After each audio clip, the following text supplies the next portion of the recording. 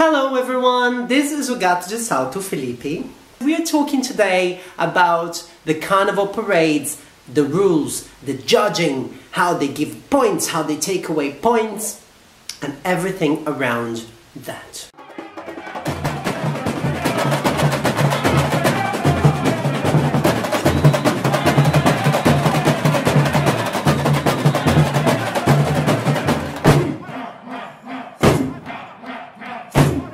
Okay, so the first thing that you should probably know is that the carnival parades in Rio, they are basically divided like football and soccer. There are lots of leagues. The leagues go from special all the way down, I think, to F.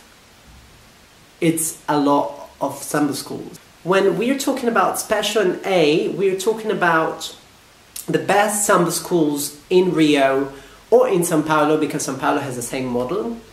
And per league there are approximately 12, 13 schools. It also varies every year. And the format is very clear. It's a competition. The best ones go one league up. The worst ones go one league down. There's one main organization behind it all, let's say the organizers of the carnival. They are called Liesa. So if you ever hear Liesa, we are basically talking about the organ above every samba school, the ones who pay, the ones who make the negotiations between the samba schools and the government, the ones who take care of the sambadrome, the ones who award the winners or decides the losers. The schools are there, they are preparing to get to a better Liga, or they're preparing to be the champions of the special Liga, that's the best one, and be the champions of the carnival. So how exactly does that work? Let's have a look into it. The special Liga and the A, they are the best ones and they parade in the Sambadrome. The Sambadrome is a V-shaped structure like a stadium that is not round like a stadium, but it's long, and it parades down the Sambadrome. The Special Liga parades on Carnival Sunday and on Carnival Monday, and the A Liga parades before in Rio on Carnival Friday and Carnival Saturday. And the parades, they start at about 9 o'clock in the evening. For the A Ligas, they go up to 3, 4 o'clock in the morning, because the schools don't have as many people as the Special Liga. The Special Liga, they are huge schools with up to 5,000 components and members. That usually the parades end after 6 o'clock in the morning, when the sun is already coming up. The last school to parade, usually from the special group, either on Sunday or Monday, already parades with the sun rising, which can be quite a challenge, because then everyone is tired, the public is tired, the judges are tired, and you don't have the light effect. The sun is coming up, and every float that would be lit up doesn't make the same impression. There's a draw to decide which school parades first and second and third, and you know, if you're, let's say, a little less lucky, you would end up as one of the last ones. There are judges spread on 3 or 4 different points within the Sambadrome, and they have different criteria that they have to judge. So here are the criteria. Let me get my cheat sheet as usual. They award points to the bateria, the drummers, the musicians, the samba enredo. Samba enredo is the song of that specific year. They judge the harmonia. In this case is if everyone in school is harmonious and it's singing along. So if you do parade, you will be expected to know the song and to be able to sing the song, or at least move your lips as if you were singing the song. There are some tricks, like if you don't know what to say, you can just say arroz com feijão. That's the most loved food in Brazil, and you just say it all the time.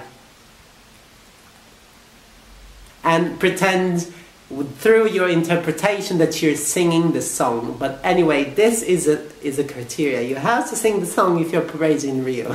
Evolução, that means if the whole school is actually flowing through the Sambadrome, you know, if there are no big holes opening up in the middle of the parade, if the floats are working and moving properly. They also have a specific amount of time to parade. I think it was 1 hour and 16 minutes. You have to have the whole school go through the Sambadrome from the opening gate to the closing gate within that time. Then we have Enredo. Enredo is the subject of the year. It could be a country, it could be a person, it could be anything. Alegorias e adereços. So here we're talking about the floats. Alegoria is the float. So those big trucks, you know, they're all ornate and decorated. This is the alegoria.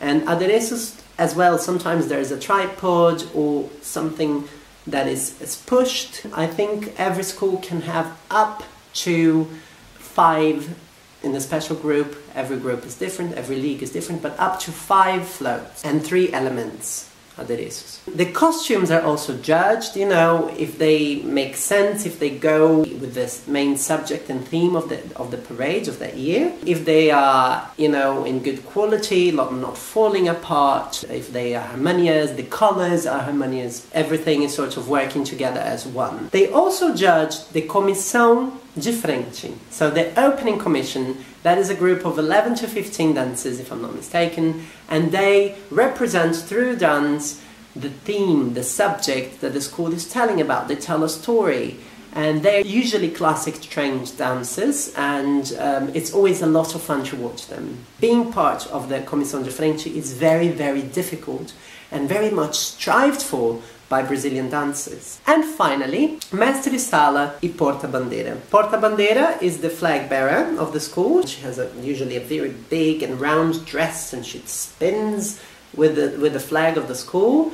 And the Mestre Sala is the master of ceremony. So he courts her and bows to the flag and presents the flag bearer and the flag to the world, to all of the spectators. It's gorgeous to watch them. They are also very important. They have to have a lot of experience doing that. They have to be very good at what they do in order to become a Mestre Sala and a Porta-Bandeira, flag bearer and master of ceremony to one of the schools in the special group and in the other leagues as well. So technically, a samba school must have all of these elements.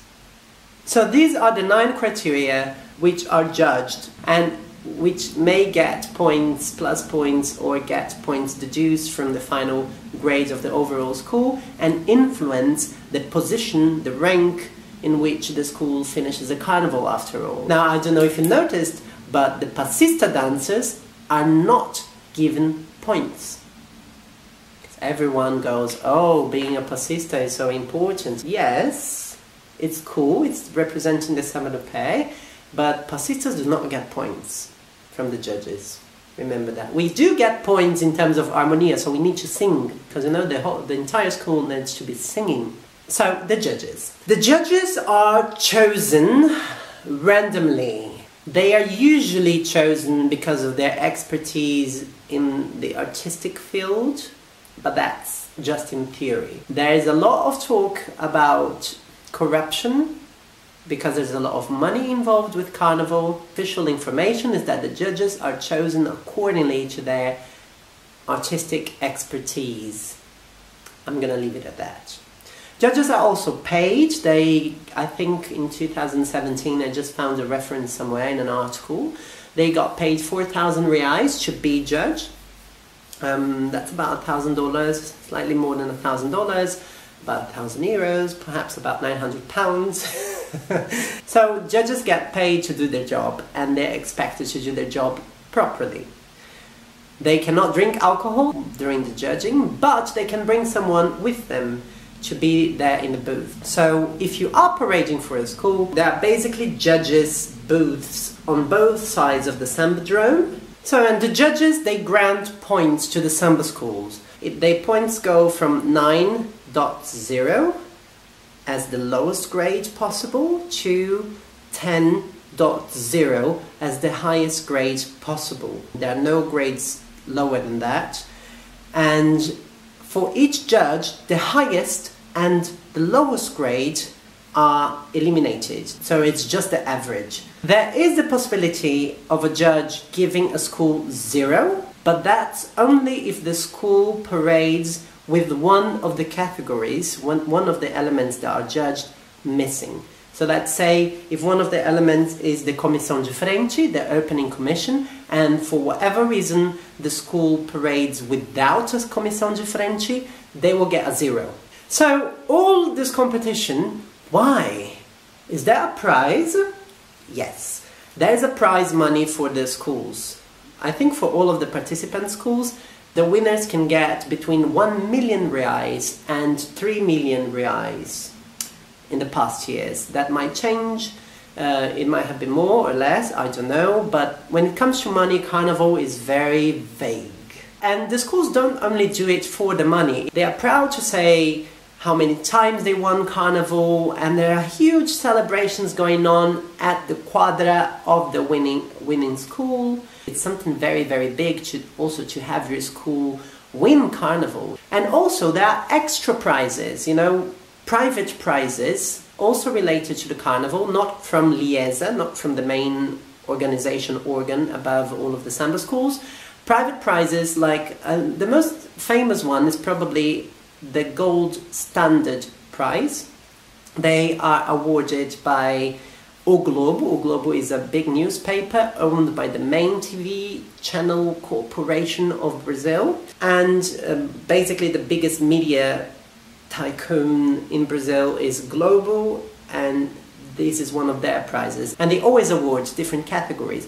For example, Best Passista, Best Female Passista, Best Male Passista. So the main judges in the competition, they do not award any points for the Passista ala, but the Gold Standard Commission, they choose the Best Male Passista and the Best Female Passista.